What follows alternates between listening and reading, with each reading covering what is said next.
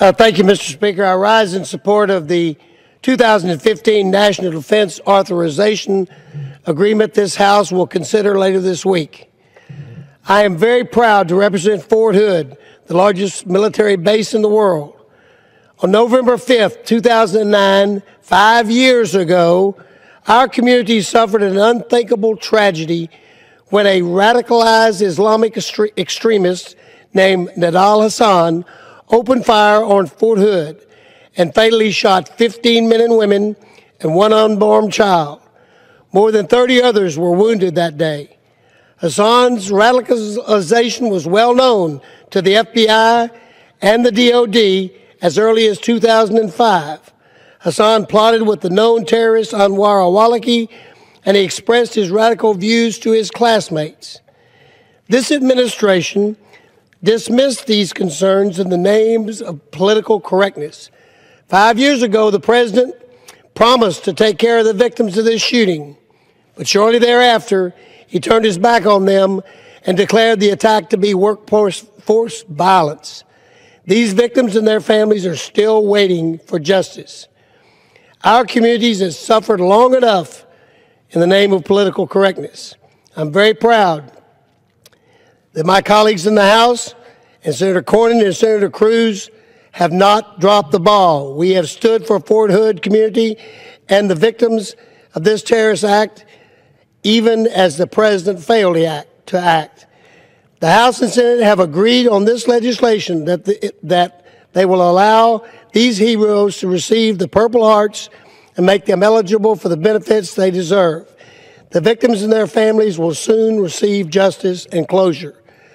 I'm proud to support this legislation, and I'd like to yield the remainder of my time to my strong partner in this effort, Roger Williams of Texas.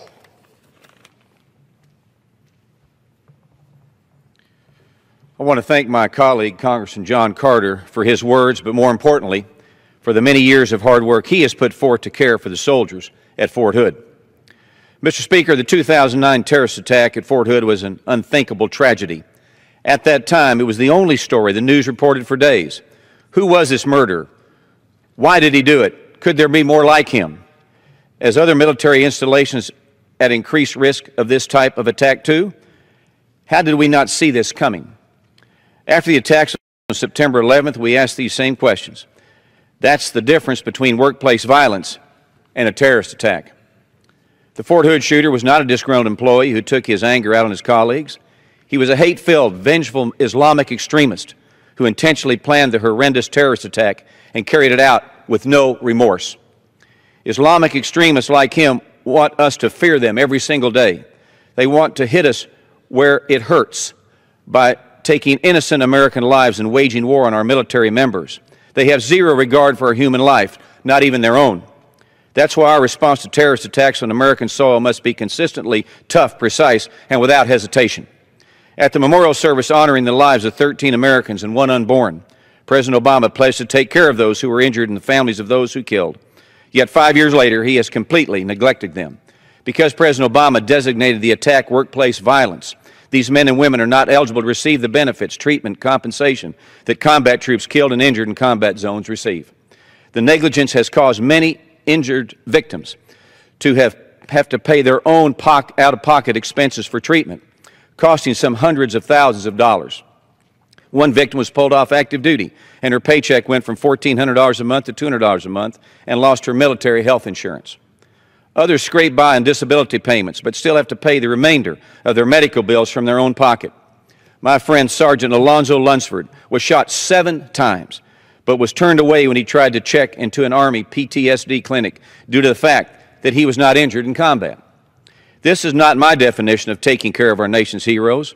However, the National Defense Authorization Act gives the Obama administration yet another opportunity to honor his pledge to provide for these men and women who were victims of terrorism. This bicameral, bipartisan bill provides authorization for awarding the Purple Heart to members of the armed forces killed or wounded in a domestic attack inspired by a foreign terrorist organization. This is a common-sense solution that should have happened immediately following the attack at Fort Hood.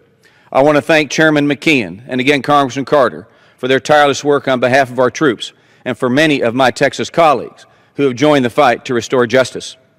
Just as we united as a country after these senseless attacks, let's once again unite as Americans to fight for the truth, honor our fallen, and demand justice for the victims of terrorism. In God we trust. I yield back. Gentleman's time is